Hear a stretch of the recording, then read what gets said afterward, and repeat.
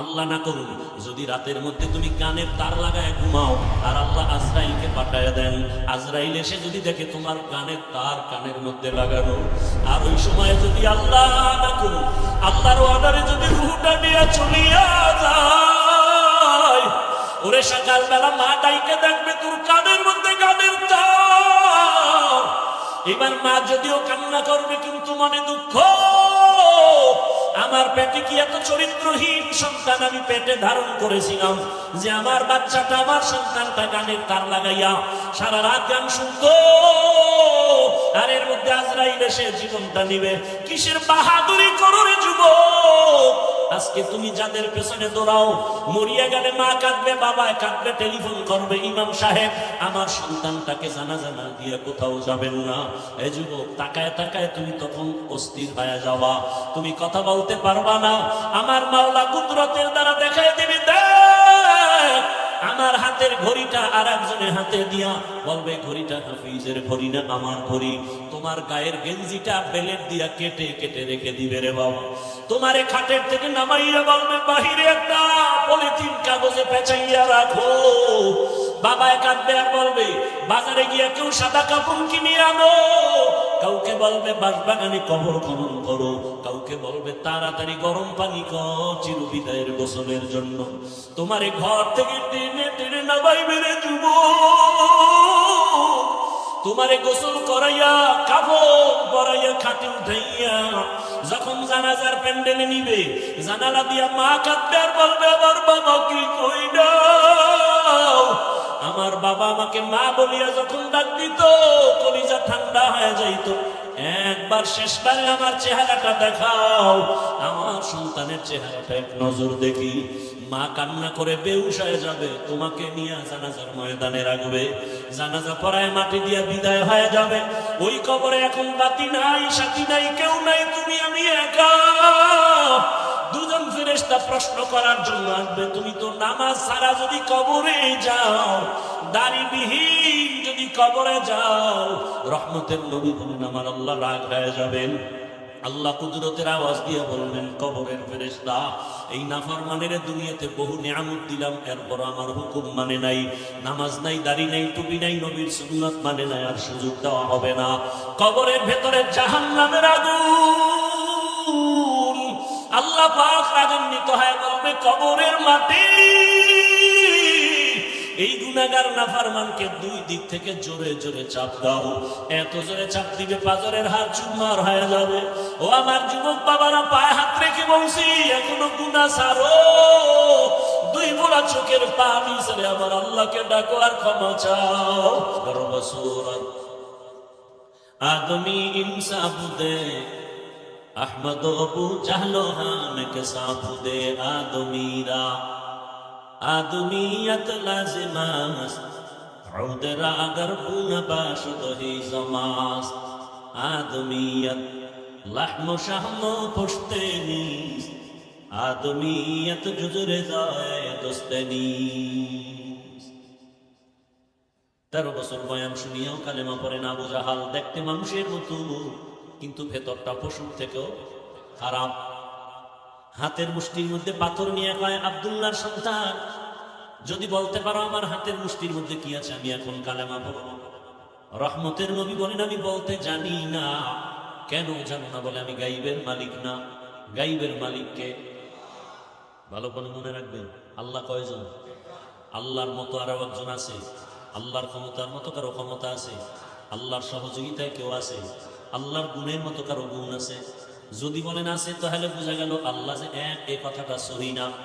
বোঝা গেল আল্লাহর একত্ববাদের মধ্যে অংশীদার আছে। আল্লাহ এক হিসেবে দুর্বল। আল্লাহ তার কুদরতি ভাবে যেইভাবে গায়েবের খবর জানেন, আল্লাহর ওই কুদরতি ক্ষমতার মতো দুনিয়াতে আর কেউ গায়েব জানে না। যদি বলে জানে, এই কথা বলার দ্বারা শিরক হবে। কি হবে? قل لا يعلم من في السماوات والأرض الغيب إلا الله। হে রাসূল আপনি বলে দেন আসমানের বাসিন্দারা কেউ গায়েব জানে না, জমিনের বাসিন্দারা কেউ গায়েব জানে না। একমাত্র কে জানেন? আল্লাহ যেই কুদরতি ইলমের দ্বারা জানেন ওইটা কোনো বান্দার সম্ভব। নবী বলেন আমি বলতে পারি না হাতের মুষ্টিতে কি, তবে নবী একটা ইশারা দিলেন, এই হাতের মুষ্টিতে যা আছে একটু আওয়াজ দাও। সাথে সাথে হাতের মুষ্টির পাথরগুলো কালেমা শাহাদাত পড়লো। কার হাতে? আবু জাহালের হাতে। আবু জাহেল কত বেঈমান, পাথরগুলো মাটির মধ্যে ফেলে দিয়া কয়, আব্দুল্লাহর ছেলে তুমি এত বড় জাদুকর আগে জানি না। যেই রসুলকে দেখার জন্য গর্তের পিপিলিকা পাগল, গর্তের সাপ এক নজর দেখতে চায়, ওই রহমতের নবীকে 13 বছর দেখিয়াও কালেমা পড়ে না, কারণ ওই তাকওয়ার মেডিসিন নাই। ভিন্ন দিকে একজন যুবক 27 বছর বয়স, তরবারি নিয়ে দৌড়ায় নবীকে জবাই করার জন্য। রহমতের নবীকে এক নজর দেখা মাত্র তরবারি ফালাইয়া চোখের পানি ছেড়ে বলেন, ও রহমতের নবী, দয়া করে আমাকে মাফ করে দেন, কালেমা রশিমালা গলায় পড়ায়া দেন। নাম কি? কয় বছর বয়স? এর নাম হেদায়েত। এর নাম কি? মান ইয়াহদিল্লাহু ফাহুয়াল মুহতাদ ওয়া মান ইউদ্লিল ফালান তাজিদা লাহু ওয়ালিয়ান মুরশিদা। আল্লাহ যাকে কবুল করবেন সে হেদায়েত পেয়ে যাবে, যার কপাল বড় খারাপ সে হেদায়েত পাবে দূরের কথা, মুর্শিদ পাবে না, পথ প্রদর্শক পাবেন। আবু জাহাল আমার নবী বয়ান শুনিয়েও কালেমা পড়ে না, আর ওমর রাসূলকে জবাই করতে গিয়ে কালেমা বলা হয়ে গেল। এমন দামি 5 মিনিটের মাথায় তরবারি নিয়া বাইতুল্লাহর পাশে দিনে কাবায় দাঁড়াইয়া চিৎকার দিয়ে বলে, মক্কার কাফের মুশরিকের দলায় ইসলাম মুহাম্মদের বিরুদ্ধে যদি কোনো কিছু বলার সাহস থাকে, মুহাম্মদের প্রয়োজন হবে না, আমি ওমরের সামনে দাঁড়ায় যাব। হেদায়েতের মালিক কে? ওই ওমরের এখন এত পাওয়ার, যেই রাস্তা দিয়ে ওমর চলে ওই রাস্তায় শয়তান আসে না ভয়। কারণটা কি? যেই ব্যক্তি তাকওয়া নিয়ে আমার আল্লাহকে ভয় করবে, দুনিয়ার সব মখলুক তাকে ভয় করবে। हर के दारत खौफे हक़दार दिल मदाम जन्नतुल मअवा देहत राम काम जुज़्बा हक़ जी जे मखार इंसु जा फजले आमस्ते दरजुल्ला जहा। ওমরের নাম শুনলে এখনো কলিজার মধ্যে কম্পন শুরু হয়। এই ওমর 5 মিনিট আগে নবীর দুশমন, এখন ওমরের দেখলে শয়তান ভয় পায়। এর একমাত্র কারণ, ওমর কাকে ভয় পায়? আল্লাহকে ভয় পায়। এই আল্লাহকে ভয় করার নাম তাকওয়া, এই ভয়ের নাম খাশিয়া, এই ভয়ের নাম খাউফ। ওয়া আম্মা মান খাফা মাকাম রাব্বিহি ওয়া নাহান নাফসা আনিল হাওয়া ফাইন্নাল জান্নাতা হিয়াল মাওয়া। আল্লাহর আদালতে দাঁড়াইয়া হিসাব দেওয়ার ভয়, যারা গুনাহ থেকে নিজেকে বাঁচাবে আল্লাহ বলেন আমি তাকে বিনা হিসাবে জান্নাত দিয়ে দিব। সুবহানাল্লাহ। আতিনা ফি দারে দুনিয়া না হাসান, আতিনা ফি দারে দুনিয়া না হাসান, আতিনা ফি দারে উকবা না হাসান, ইয়া গিয়াসাল মুস্তাগীসি নাহদিনা নাফতিখারা বিল উলুমে ওয়াল গিনা। কষ্ট হয় আপনাদের? উঠা বসা করলে আমি মুনাজাত দিয়ে দেব। এই কয়বার আসলাম তো মনে হয় 9 বার। এই মাধবপুরের আশিকের রাসূলেরা বুদ্ধিমানেরা 9 বার আসি। কয়বার? একটা বয়ান মাধবপুরের বের করতো, কয়বার গালি দিছি? কথা বলেন, গালি দিছি। বাংলাদেশের দ্বিতীয় আরেকটা বক্তার নাম বলো তো, রসুলের শানে আমার থেকে বেশি কথা কি বলে? বয়ানগুলো একসাথে করো। রসুলের শানে যেই পরিমাণ বয়ান করি আর কে করে দেখাও তো। একটা গালি দেই না, পাও ধরে ধরে বয়ান করি। আমরা রসুলের আশেক না।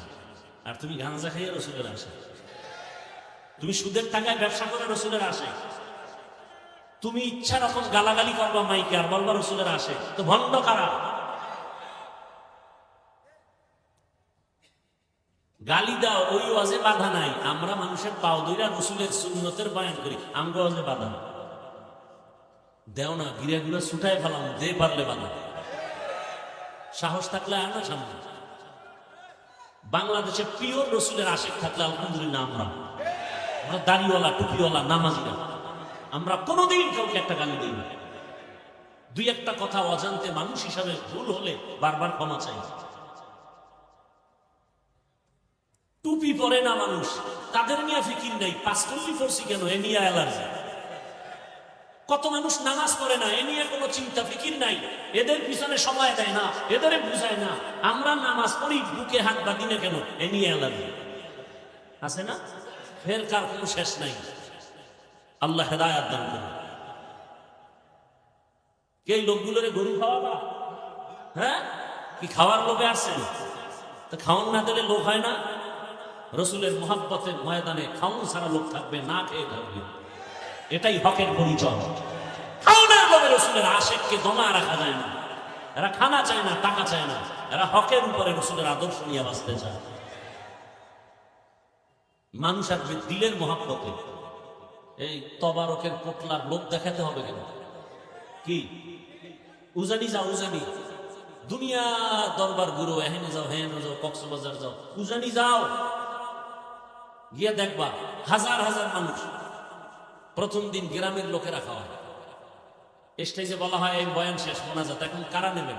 তো গ্রাম এক ব্যক্তি দাঁড়ায়, লিস্টি আগে দিয়ে দেয়, হুজুর আমার আন্ডারে 500 লোক, আমার আন্ডারে 1000, ইচ্ছা রকম নিয়ে এই রাত্রে নিয়ে যাবে, পরের দিন দুপুরে খাওয়াইয়া এরপরে আবার উজানি পাঠাবে। এই নিয়ম এখন আছে, আমরা ছাত্র জীবন থেকে দেখছি, এখন আছে। পুরা ওই থানার মধ্যে ঘুরে মানুষ নিয়ে যায়। এটা রসুলের মহব্বত। চান্দা উঠে এরপরে খিচুড়ি পাকাইয়া প্যাকেটে কম পড়বে, কিলাকিলি বাজাইয়া, এটা কিসের খাওয়া? মোনাজাতে মানুষ কানবে, হে চাইয়ে চাইতে প্যাকেট ঠিক আছে, এটা কিসের মোনাজাত? ধোকা দেওয়া শুধু আল্লাহকে। মোনাজাতের ভিতরে খাওয়ান দেয়, মানে আল্লাহর কাছে চায়া দেয় নগদ প্যাকেটে আছে। এটা মোনাজাত নয়, এটা মস্কারি, এটা উচিত না। আল্লাহ হেদায়াত দান করুন। অনেক জায়গায় এগুলো আলহামদুলিল্লাহ অনেক বন্ধ হয়ে গেছে। মানুষ খানার জন্য আসবে কেন? মানুষ আসবে জান্নাতের পিপাসা নিয়ে, রসুলের ইশক ও মোহাব্বত নিয়ে। কিসের খানা? কপালে থাকলে কালকে খাবে। কি ভাই, আল্লাহ কবুল করে। আর টাইম সামান্য একটু সামনে আগাবো না ধৈর্য হারায় ফেলছেন? বহু পরীক্ষা সামনে আছে। কি ভাই, কঠিন পরীক্ষা কিন্তু সামনে, কঠিন। ইয়া আইয়ুহাল্লাযীনা আমানুত্তাকুল্লাহা ওয়া কুনু মা'আস সাদিকিন। একটা মেডিসিনের অভাব, মেডিসিনের নাম তাকওয়া। তাকওয়া মানে আল্লাহর ভয়। এই ভয় এমন একটা পুঁজি, এর নাম তাকওয়া, এই ভয়ের নাম খাশিয়া, এই ভয়ের নাম খাউফ। ইন্নামা ইয়াখশাল্লাহা মিন ইবাদিহিল উলামা। জমিনের মধ্যে উলামায়ে কেরাম আল্লাহকে বেশি ভয় করবেন। ভয় ভয় সবাই বলে আমরা ভয় করি। এই প্যান্ডেলে যারা আছেন আপনাদেরও যদি প্রশ্ন করি, আপনারা কারা আল্লাহকে ভয় করেন? সবাই বলবে আমরা আল্লাহকে ভয় করি। অথচ নামাজ পড়ে না, দাড়ি রাখে না, টুপি নাই, সুন্নতের কোন আমলের খবর নাই। আছে না নাই? নবীর আশিক কখনো বাম হাতে কিছু পান করতে পারে না, খাইতে পারে না। কোন হাতে খাবে? হ্যাঁ, ভদ্রলোক। কি লোক? ডান হাত দিয়া ভাতের লোকমা লয় আর বাম হাত দিয়া লবণ লয়। কি ওর শানে নুজুল কি? বাম হাতে লবণ লওয়া, এটা বাথরুমে ব্যবহার হয়, তো এটা লবণ নিলে আলাদা একটা ফ্লেভার পাওয়া যায়। তো কুজা সুন্নতে আহমদ কুজা, তু কুজা সুন্নতে আহমদ কুজা, বা মুহাম্মদ কে বুয়াদ নিসবত তোরা, মান আহাব্বা সুন্নতি কওলে রাসূল, মজদায়ে কানা মাই হাম কুন কবুল। বিবেকের কাছে প্রশ্ন রেখে গেলাম, ও ও আমার মাধবপুরের যুব বৃদ্ধ বাবাজি পর্দার আড়ালের মা, রসুলের একটা মুহাব্বতের সুন্নাত, বাম হাতে কিছু খাইবা না, কিছু পান করবা না। যদি আসলে আপনি রসুলের আশিক হয়ে থাকেন, রসুলের আশিক প্রমাণ হওয়ার জন্য বর্তমানে মাপকাঠি হলো সুন্নতের আমল। যদি আসলে নবীর আশিক হয়ে থাকেন, তওবা করবেন, বাম হাতে কিছু খাবেন না, কিছু পান করবেন না। এটা আমার বাবার কথা না, নবীর সুন্নাত, নবীর সুন্নাত। আল্লাহ তৌফিক দান করেন। ও আল্লাহর বান্দারা, ওই তাকওয়া বড় দামি এক সম্পদ।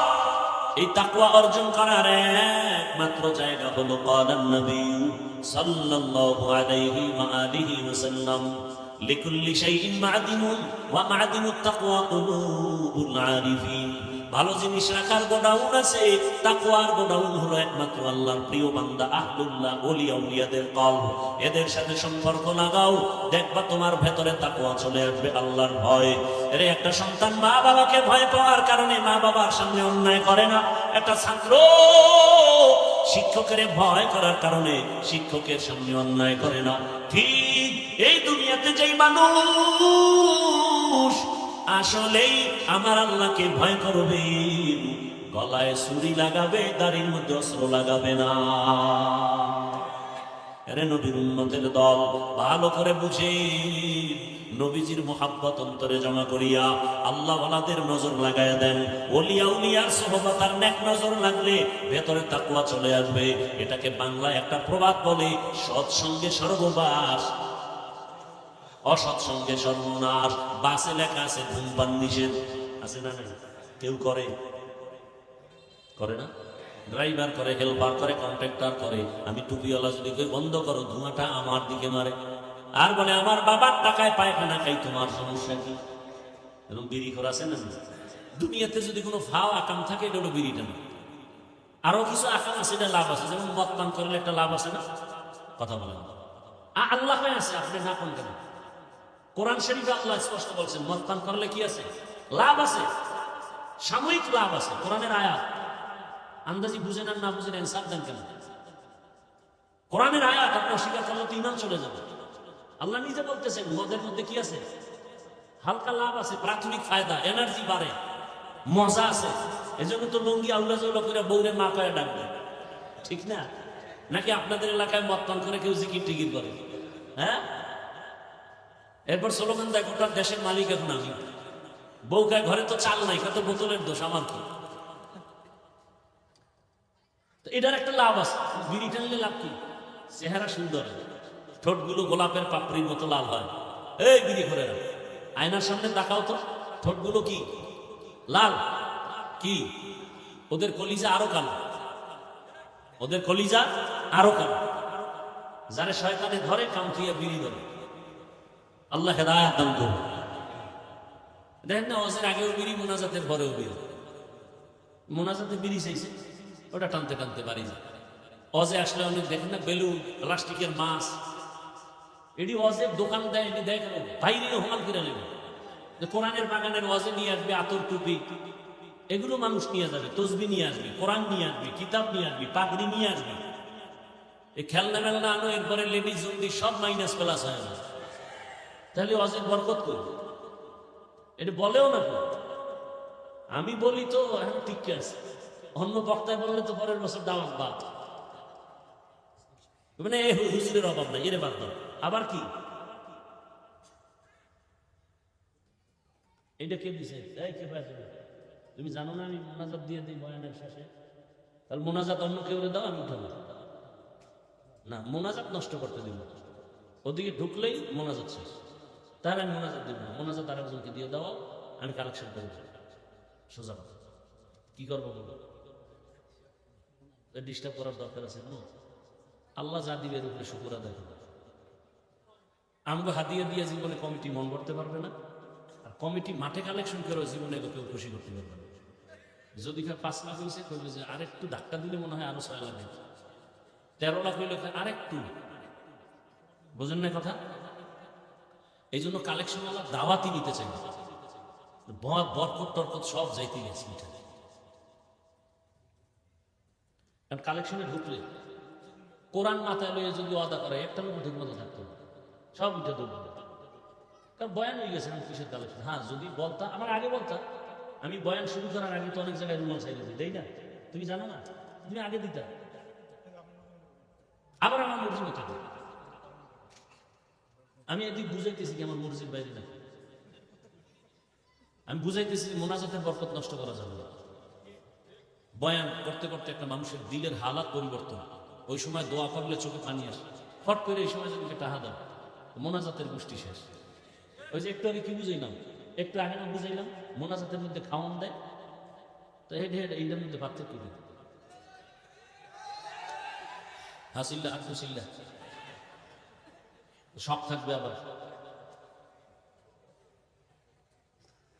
আল্লাহ হেদায়েত দান করুন। ওই আমার হাদিয়া রেখে দিল, যা উঠবে 10টার 5টায় আছে, আমার হাদিয়া রেখে দিলে দেখবো সমান হয়ে যাবে। আল্লাহ মাহফিল কবুল করুন। আমি কাছে এসে 10-15 মিনিটে চাইছি দোয়া করে দিন। বয়ান ইচ্ছা করে করা যায় না, সব আল্লাহর রহমত। কত জায়গায় বয়ানে বসলে কখন 1 ঘন্টা 2 ঘন্টা চলে যায় টেরও পাই না। আবার কোথাও বয়ানে বসলে খুঁজি কি করবো, আইয়ে না, বয়ান আসে না, সব আল্লাহর রহমত। আর আপনাদের দিল ভাঙ্গা মোহাব্বত, আর কিচ্ছু না।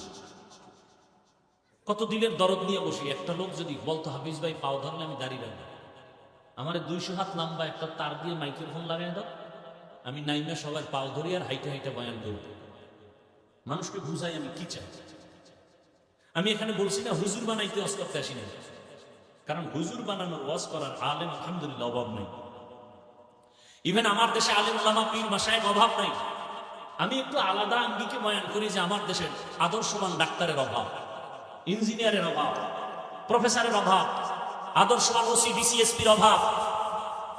আজকে যদি আমার দেশের থানা জেলার ওসি ডিসি এসপি টিওনো ইউনো সবগুলো 5 ওয়াক্ত নামাজি হতেন, ময়দানে কোরআনের বয়ান চলতো, কোনো সুৎখরের পেছনে অনুমতির জন্য দৌড়াতে হতো না। আমি এটা চাই। আমি চাই আমার যুবক ডাক্তার হও, ইঞ্জিনিয়ার হও, বেয়াদব হও। এক মেডিসিনের দরকার তাকওয়া। আর আল্লাহর কসম করে বলে যাই, আল্লাহ ওলি যারা, এদের নজর ছাড়া তাকওয়া অর্জন হবে না, কোনোদিন হবে না। আউলিয়ারা কারে রকবা ইখতিয়ার, জাহেলারা কারে দুনিয়া ইখতিয়ার। মাইলে মোমেন সোয়ে মোমেন নিশাওয়াত, মাইলে কাফের সোয়ে কাফের নিশাওয়াত। এরে নবীর উম্মত, পর্দার আড়ালের আম্মা জানেরা, বোনেরা, ও আমার যুবক, এই একটা মেডিসিন তাকওয়ার অভাবে আজ এত বয়ানের পরেও নামাজে মুসুলি নাই। আবার আমরা হতাশ না। অনেক যুবকের দিকে তাকাইয়া দেখি, স্কুলে পড়ে, কলেজে পড়ে, 5 ওয়াক্ত নামাজ আবার আদায় করে, র্যাব আর্মি পুলিশ বিডিআরের চাকরি করে, 5 ওয়াক্ত নামাজি। এই এখন আসতে এক পুলিশ, এই যে সামনে শায়েস্তাগঞ্জ পাড়ায় আছে পোস্ট, আমারে দেখে গ্লাস নামায় দিলাম, দোয়া চাইলো, হুজুর দোয়া করবেন আমার ছেলেটা, আমি আপনার বয়ান শুনি, মাদ্রাসায় পড়াবো। এটাই তো চাই, আর কি ভাই?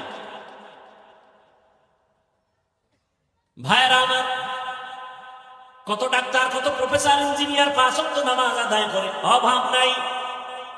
ও যুবক, বলো তুমি কেন পারো না?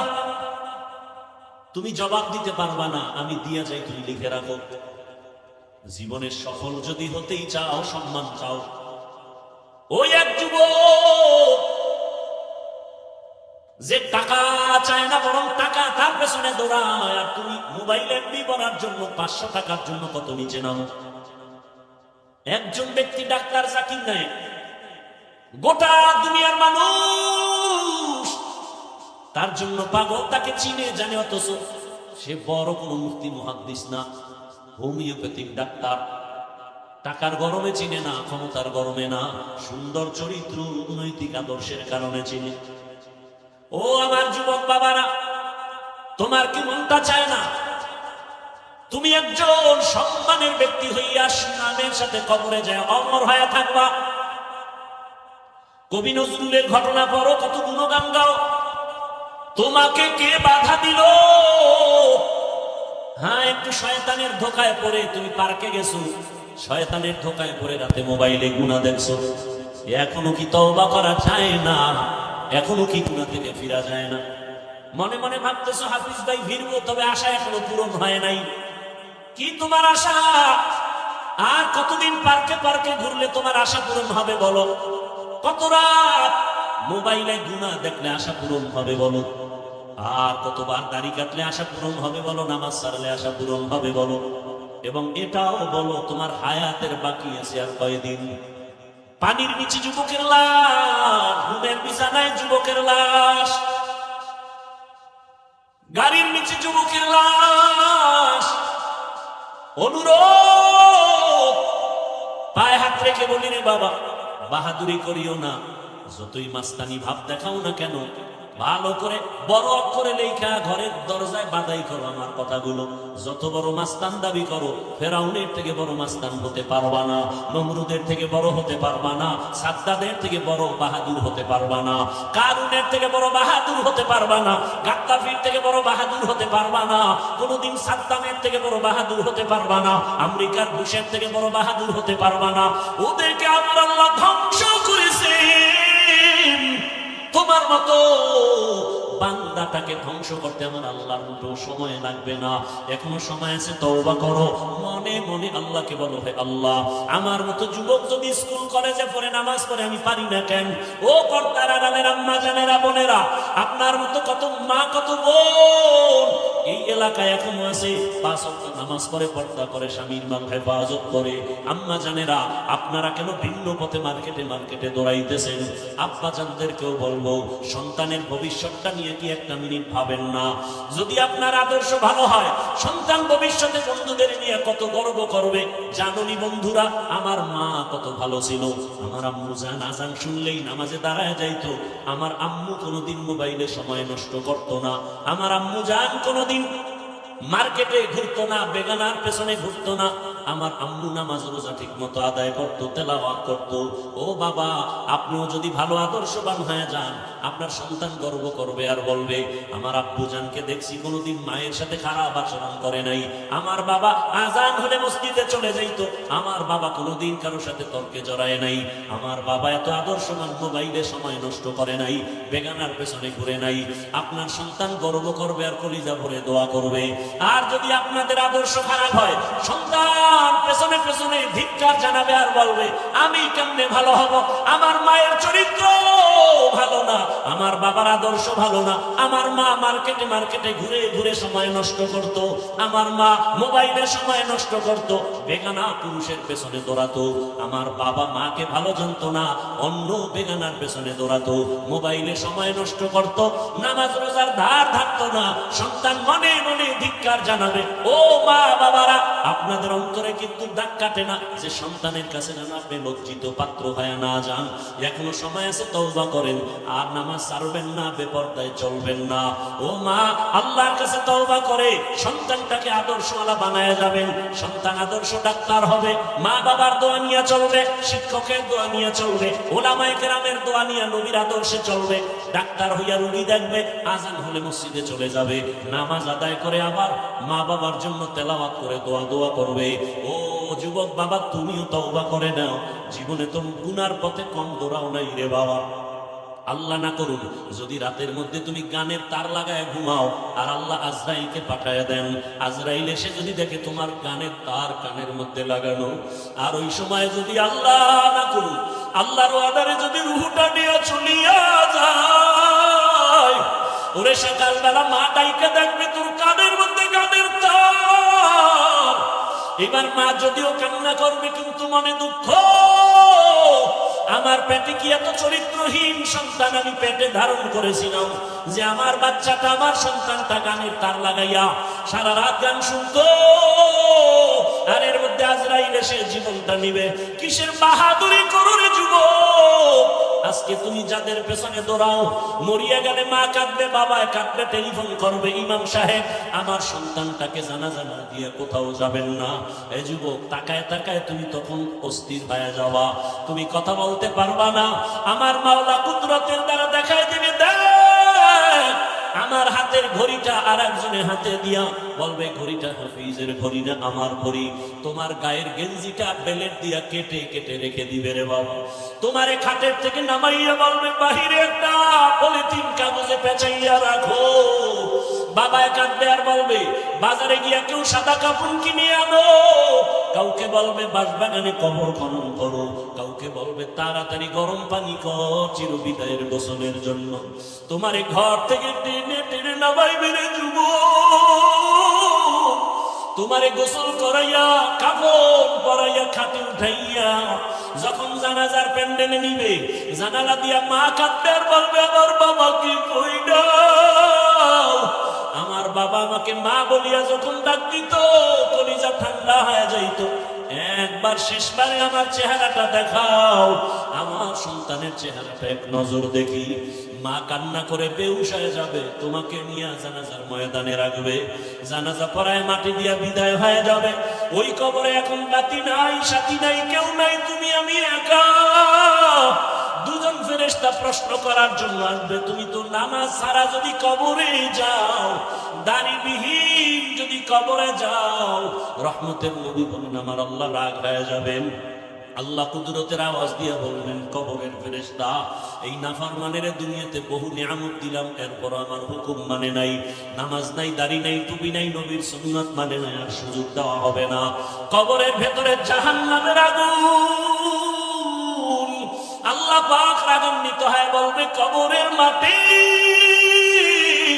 এই গুনাহগার নাফরমানকে দুই দিক থেকে জোরে জোরে চাপ দাও। এত জোরে চাপ দিবে পাজরের হাত চুরমার হয়ে যাবে। ও আমার যুবক বাবারা, পায়ে হাত রেখে বলছি এখনো গুনাহ ছাড়ো।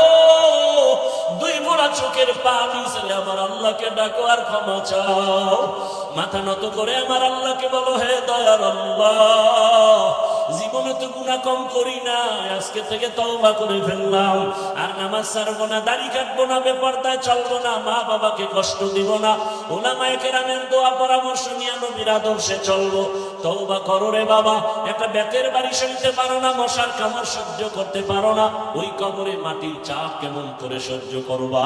আল্লাহর কাছে তওবা করো, করার মতো মরিয়া গেল আর দাড়ি কাটবা না, নামাজ ছাড়বা না, বেপরদায় চলবা না, উলামায়ে কেরামের দোয়া, মা বাবার দোয়া, শিক্ষকের দোয়া পরামর্শ নিয়া নবীজির সুন্নাত অনুযায়ী জীবনটা চালাইবা। তওবা করার মতো যদি অন্তর তৈরি হয়, মুনাফিকি যদি না থাকে, খাঁটি তওবার নিয়তে দুটো হাত আমার আল্লাহকে দেখায় দাও। আয় আল্লাহ, হাতগুলো কবুল করে নেন, তওবা কবুল করে নেন, তওবার উপরে মজবুত হইয়া চলার তৌফিক দান করেন, আমিন। আলহামদুলিল্লাহি রাব্বিল আলামিন, ওয়াসসালাতু ওয়াসসালামু আলা সাইয়্যিদিল আমবিয়া ওয়াল মুরসালিন ওয়া আলা আলিহি ওয়া আসহাবিহি আজমাইন। ইয়া আরহামার রাহিমিন, ইয়া আরহামার রাহিমিন, ইয়া আরহামার রাহিমিন। রব্বিরহামহুমা কামা রাব্বায়ানি সগীরা। اللهم إنك عفو كريم تحب العفو فاعف عنا. اللهم إنا نسألك رضاك والجنة ونعوذ بك من سخطك والنار. اللهم إنا نعوذ بك من البرص والجنون والجذام وسيء الأسقام. اللهم ارحمني بترك المعاصي. ربنا لا تزغ قلوبنا بعد إذ هديتنا وهب لنا من لدنك رحمة إنك أنت الوهاب. فسهل يا إلهي كل صعب بحرمة سيد الأبرار. سهل بفضلك يا عزيز. خداير مالك গুনাহ বুঝানি আপনার দরওয়াজায় হাজির। ওলামায়ে কেরাম, মুরব্বী, হাজী সাহেব, ব্যবসায়ী, চাকরিজীবী, যুবক, ছাত্ররা, পর্দার আড়ালের মা বোনেরা, ও দয়াল আল্লাহ মেহেরবানি করে আমাদের জীবনের সব গুনাহ মাফ করে দেন, তওবা কবুল করে নেন। আয় আল্লাহ, গুনাহের প্রতি ঘৃণা জমায়া দেন আল্লাহ। আয় আল্লাহ, মা বোনদের পর্দাওয়ালা আবেদা বানায়া দেন, সন্তানগুলো নেককার বানায়া দেন, লেখাপড়া